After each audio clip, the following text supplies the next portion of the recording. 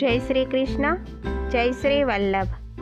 આજના રાધે કૃષ્ણ સત્સંગમાં એક ક્ષત્રિય કુટુંબનો બાળક દિનકર, તેના વિશે આપણે જોઈશું।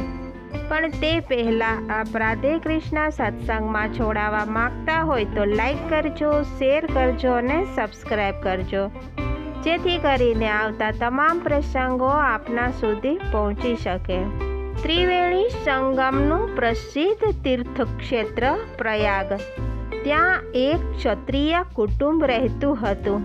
ધન સંપત્તિ ઘણી હતી, માતા પિતા વગેરે તો લૌકિકમાં આસક્ત, પરંતુ એક નાનો પુત્ર દિનકર સૌથી જુદો। પુત્રના લક્ષણ પારણામાંથી એવું જ કંઈક જાણવા લાગ્યું। બાળક દિનકર સાધારણ સમજણો થયો ત્યારથી જ એક વિશિષ્ટ લક્ષણ દેખાવા લાગ્યું।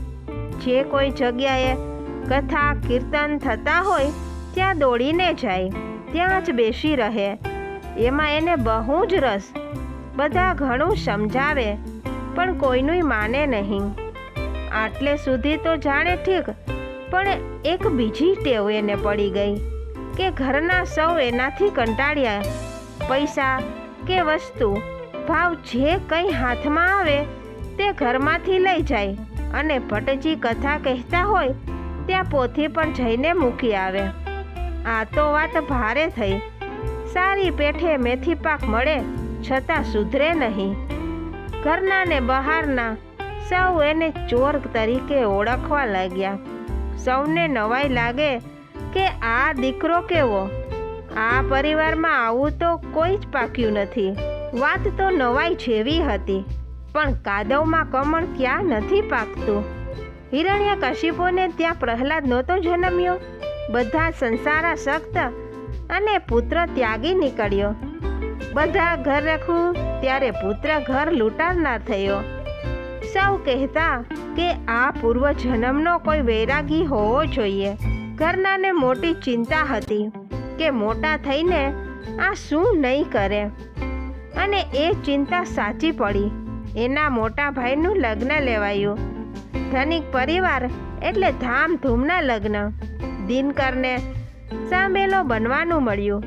ભારે ભારે કપડાં ઘરેણાથી શણગારીને એને ઘોડે બેસાડ્યો। વરઘોડો કન્યાવાળાને ત્યાં પહોંચ્યો। ઘરના સૌ તો ત્યાં લગ્નની ધમાલમાં પડ્યા। દિનકર ભાઈને ઘોડા પરથી ઉતાર્યા એટલે સૌની નજર ચૂકવીને ત્યાંથી રફુ ચક્કર થઈ ગયા। ઘરે જઈને કપડાં બદલી સાદા પહેરી લીધા, ઘરેણાં પણ ઉતાર્યા, એક થેલીમાં ભરી લીધા અને ઘરમાંથી નીકળ્યા। કોઈ રોકનાર તો તે વખતે ત્યાં હતું નહીં। પોતાના પ્રિય કથાકારો પાસે પહોંચીને જ્યાં જે હાથમાં આવ્યું તે તેને આપી દીધું। ભટ્ટજી મહારાજ તો હવે આવો દિનકર શેઠ કહેવા લાગ્યા। આવા ઉદાર શ્રોતા તો એને જ્વલે જ મળે ને। ભાઈ ઘેરે આવીને સૂઈ ગયા। લગ્ન પત્યું, તપાસ થઈ। બાપ ઘણુંય મારે છે, પણ દીકરો મોઢેથી બોલતો નથી કે કોને શું આપ્યું છે। એવી તો મક્કમતા, નામ દે તો પાછું લેવા જાય ને। ભટ્ટજીને ત્રાસ થાય। 3 દિવસ સુધી ઓરડીમાં પૂરાઈ રહ્યા। એ કબૂલ હતું। હવે તો એ પણ ઘરથી કંટાળ્યા। આખો દિવસ કથા વાર્તામાં બેસી રહે। રાત્રે કથા હોય તો સૂવા પણ ઘરે ન આવે। ચણા મમરા જે કંઈ મળે તેનાથી ચલાવી લે। ખાવા પહેરવાની એ કંઈ ચિંતા કે કાળજી નહીં। માતા પિતા જીવ્યા ત્યાં સુધી તો જેમ તેમ ગાડું ગબડે ગયું। એની કંઈક પણ લાગણી રાખતા। વર્ષો વીતતા માતા પિતા ગુજરી ગયા। હવે ઉંમર પણ મોટી થઈ છે। કુંવારા તો હતા જ, ચોરને કન્યા કોણ આપે? અને એને જોઈતી પણ ક્યાં હતી? જન્મજાત ત્યાગી હતા।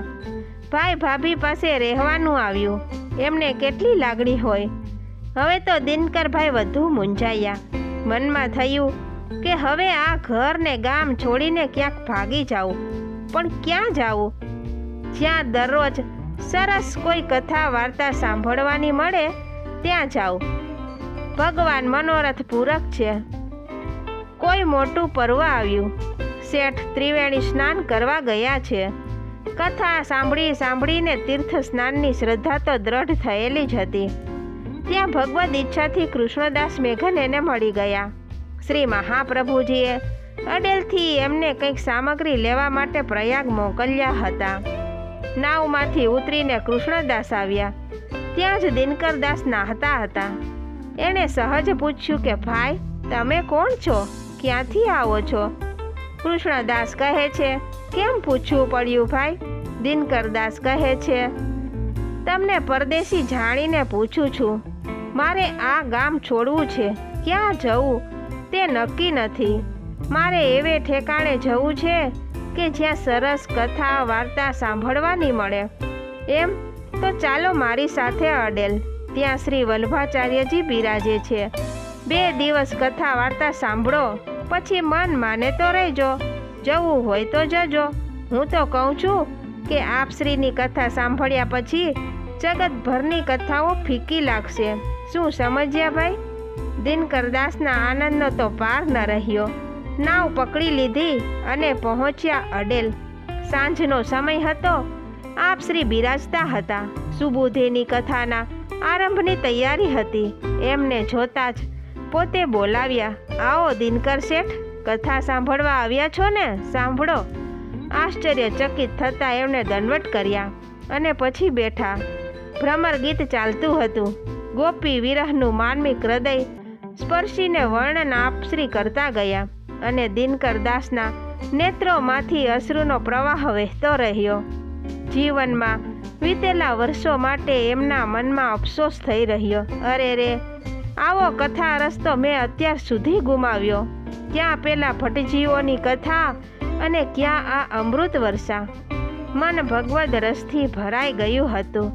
કથા પૂરી થતાં જ આપ શ્રીના ચરણોમાં પડ્યા. કૃપા નિધાન મને શરણે લો. આપ શ્રીએ નામ નિવેદન કરાવ્યું અને કર્તવ્ય બતાવ્યું. દિનકરદાસ, હવે ભગવત સેવા કરવી જોઈએ. એ જરા વિચારમાં પડી ગયા. પછી વિનંતી કરી, આપ તો મારા મનની વાત જાણો જ છો પ્રભુ. મનમાં એમ થાય છે કે નિત્ય પ્રતિ આપના કથામૃતનું પાન કરું, અહર્નિશે એનું અવગાહન કર્યા કરું.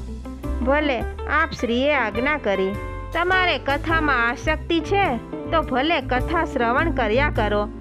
સેવામાં કે ભગવત વાર્તામાં જેને દ્રઢ આસક્તિ થાય છે તે જીવની કદાપી અસદગતિ થતી નથી. પોતાને મનગમતી આજ્ઞા મળતા એ આનંદિત થયા. પોતાની સાથે જે દ્રવ્ય લઈને આવેલા તેમાંથી અડધું તો આપશ્રીને ભેટ ધરી દીધું. સ્વભાવથી એ ત્યાગી તો હતા જ. પછી તો સાદું જીવન દાળ બાટી જેવું બનાવીને પ્રભુને માનસી ભોગ ધરીને પ્રસાદ લઈ લે છે. કથા સમયે કથા શ્રવણ પછી આખો દિવસ એનું જ મનન ચિંતન. ગાય ચરીને આવ્યા પછી વાગોળે ત્યારે જેને તૃપ્તિ થાય છે ને, આ તો એનો નિત્યક્રમ બની ગયો. ચાતક જેમ સ્વાતિના બિંદુઓને ઝીલે એમ એ કથા રસવર્ષાનું ટીપે ટીપું ઝીલતા. કોઈ દિવસ કથાને સમયે મોડા પડતા એમને કોઈએ જોયેલા નહીં. પણ એક દિવસ કંઈક જુદું જ બની ગયું. યમના તટે એ રસોઈ કરવા ગયેલા.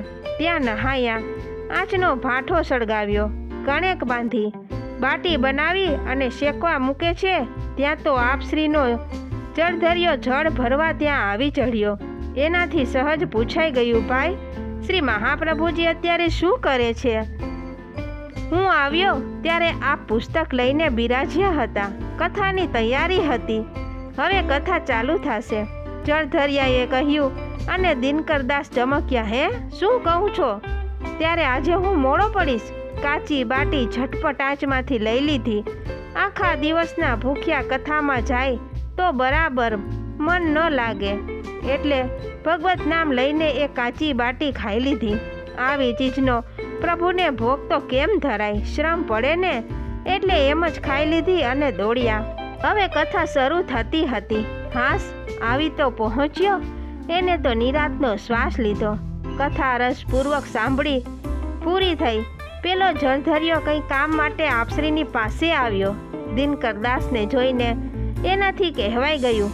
એનું વર્તન જોઈને આજે એને અચંબો લાગ્યો હતો. એણે કહ્યું, મહારાજ, આજ તો દિનકર શેઠ કાચી જ બાટી ખાઈને આપની કથા માટે દોડ્યા આવ્યા છે. શ્રી મહાપ્રભુજી પણ ચકિત થયા. પોતાના ભગવદીયની આ અનુપમ કથા શક્તિ જોઈને પોતે આનંદિત થયા અને આજ્ઞા કરી, દિનકર દાસ, આજ પછી આવું ના કરશો. મારી કથાના મુખ્ય શ્રોતા તમે આવશો ત્યારે જ હું કથા ચાલુ કરીશ. રસોઈ કરી શ્રીને ભોગ ધરીને નિરાતે પ્રસાદ લઈને આવજો, સમજ્યા ને? દિનકર દાસે દંડવત કર્યા. ગુરુદેવની કૃપા વૃષ્ટિથી એનું અંતર ભીંજાઈ ગયું હતું. એ બોલ્યા, પ્રભુ, મારે માટે આપને અને વૈષ્ણવોને વિલંબ થાય એવું હું નહીં થવા દઉં. હવે તો હું વહેલો જ આવીશ. એમણે નિશ્ચય કર્યો અને જીવનભર પાડ્યો. કથાને સમયે સૌથી પહેલાં દિનકર દાસ હાજર જ હોય.